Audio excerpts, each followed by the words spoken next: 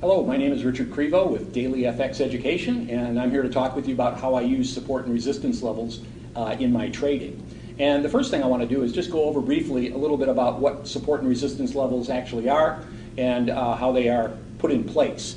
And on this first diagram that I have up here, you can see we have a level of support at the bottom and we have a level of resistance at the top with price action moving in between. Support is the level beneath which price has difficulty penetrating. Generally, support is going to be difficult for price action to penetrate, especially if it's been established for a while. Buyers provide support, I have written up here. What makes this support is at this point along this graph, there are more buyers than sellers. And as long as there are more buyers than sellers at this point, this support line will maintain its integrity. The opposite would be true up here. We have a resistance line above price action. Sellers provide the resistance. At this point, sellers outnumber buyers. And as long as sellers outnumber buyers and continue to do so at this resistance level, we're going to see this resistance line remain intact. Now, think about it this way. I've got written floor and ceiling here. Think of a large room. We've got a floor, we've got a ceiling. And let's say I take a ball and I just throw it in there as hard as I can, one of those super balls that bounces around like crazy, and I just throw it in there as hard as I can. This is what we're going to get. We're going to get this bouncing action between the floor and the ceiling. That ball represents price, obviously, in this case. And when a support and resistance level is attacked, if you will, by price action, two things can happen. The first one we see happening up here, where it hits support and it respects it and it bounces off. It hits resistance and it respects it and it bounces off. And so this is the type of line that we get.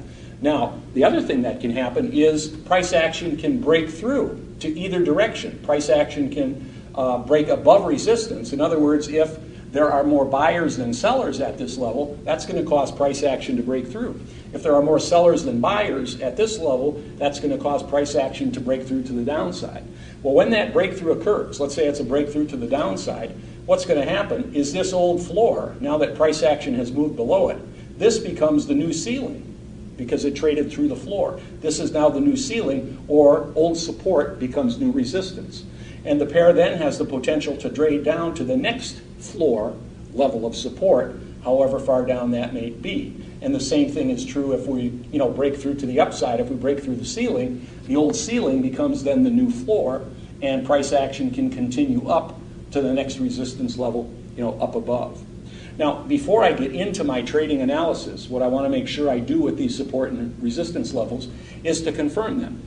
I just don't want to see one touch of price action at a certain level and then declare, okay, that's my support level.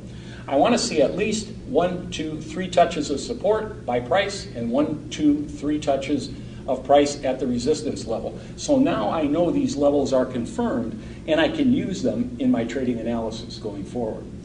One of my favorite ways to use support and resistance is in this scenario that I have diagrammed on the board here, and that would be, let's say in a downtrend, this would be true in an uptrend except in reverse.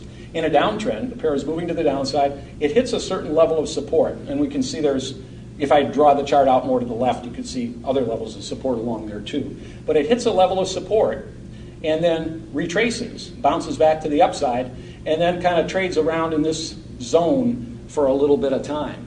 Now, once I see that happening, this is great. Because you've got the downtrend, I know I want to go in the direction of that downtrend because that's the strongest way to trade, in the direction of the trend.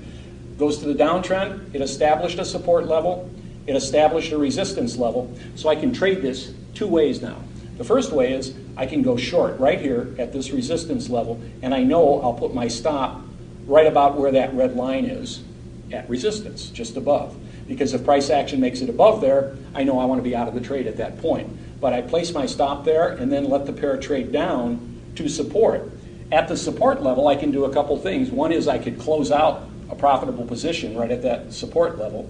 That could be my first profit target. Or if it breaks through support, then I know it's even a stronger trade because it shows the sellers are definitely in control because it sold through support, took out its old low, and is on its way down to making another low. So we can establish those support and resistance levels in that fashion on this particular trading scenario, and then use them to take advantage of this very high probability trading setup.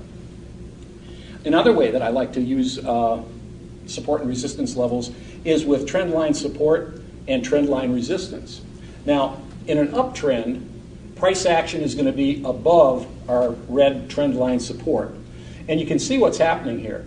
Every time price action traded down to our support line, our red trend line support line, it bounced off to the upside. So after it does it 3 times for confirmation, 1, 2, 3, as soon as it respects it the 3rd time, at this point, I can trade the pair long with a stop just below my support line. Another way to use support and resistance. In a downtrend, price action would go below the trend line resistance, and what I'm looking for here is the same thing, only kind of flip-flopped from up here, is I'm waiting for price action to trade up to our resistance line. As soon as it does it 1, 2, 3 times, it respects it the 3rd time, now I know I can short the pair. So right here, as soon as it respects it the 3rd time, I can short the pair with a stop just above my resistance line. Another way that we can use, and that I use, support and resistance levels is in trading channels. This happens to be an ascending trading channel, one that's going up. We also have descending trading channels. Same rules would apply. But once our levels of support and resistance in this ascending trading channel have been confirmed, then I know every time it touches my resistance line at the top, the upper trading channel line here, I could short the pair. When it touches the support level, the lower channel line, I know I want to go long the pair at that point. Also, what I do is I like to use confirmational indicators in my trading, whether it's with support or resistance levels or other types of trading as well.